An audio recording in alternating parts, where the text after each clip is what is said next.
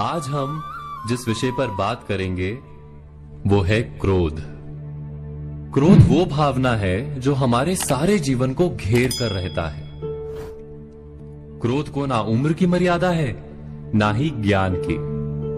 कब, कहां और किस कारण से क्रोध पैदा हो जाए वो कोई नहीं जानता।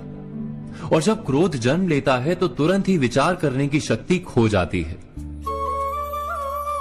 बुद्धि पर अंधकार छा जाता है। वर्षों के संबंध पल भर में टूट जाते हैं। सारा जीवन बिखर जाता है। किसी भी कारागार में जाकर देखिए, अधिकतर अपराधी क्षण भर के क्रोध का दंड भोगते हुए दिखाई देंगे, पर फिर भी हम क्रोध पर अंकुश नहीं लगा पाते।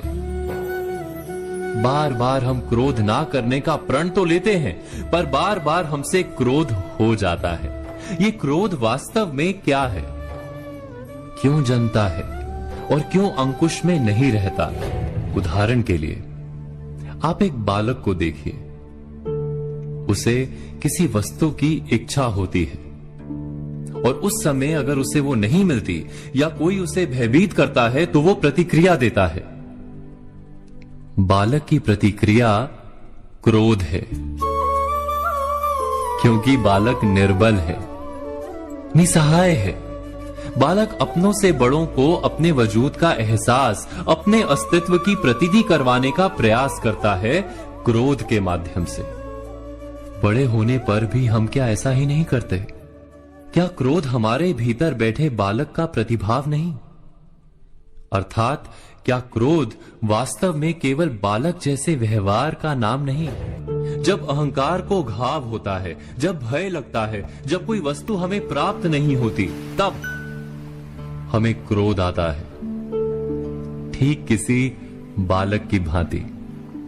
हम जानते हैं कि आईने के सामने खड़े होकर मुंह बनाने का खेल बालकों को शोभा देता है, बड़ों को शोभा नहीं देता।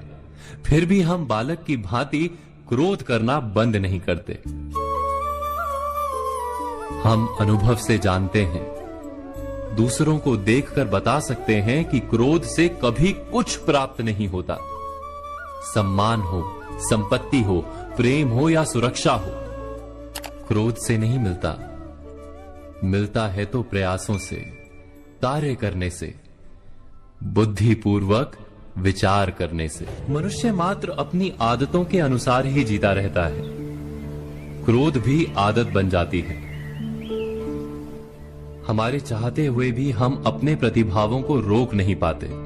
हम स्वयं को बड़े या पुख्ता मानते हैं, पर थोड़ा सा कारण मिलते ही हमारे भीतर का बालक क्रोध कर बैठता है। अर्थात क्रोध वास्तव में और कुछ भी नहीं, हमारी बालक बुद्धि का नाम है। जैसे ही हम इतना स्मरण में रखें कि हम बालक नहीं, बालक जैसा व्यवहार हमें शोभा नहीं देता, वैसे ही क्रोध स्वयं ही बंद हो जाता है। क्या ये सत्य नहीं? इस पर विचार मनन अवश्य कीजिएगा।